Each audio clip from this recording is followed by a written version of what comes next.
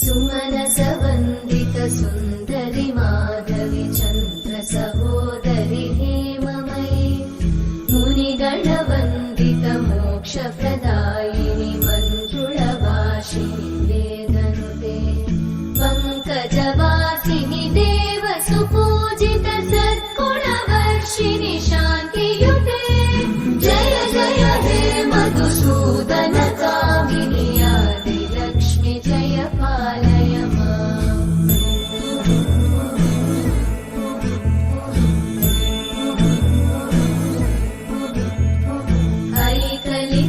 ऐकलिकल्मषनाशिनि कामिनि वैदिकरूपिणि वेदमये क्षीरसमुद्भव मङ्गलरूपिणि मन्त्रनिवासिनि मन्त्रनुते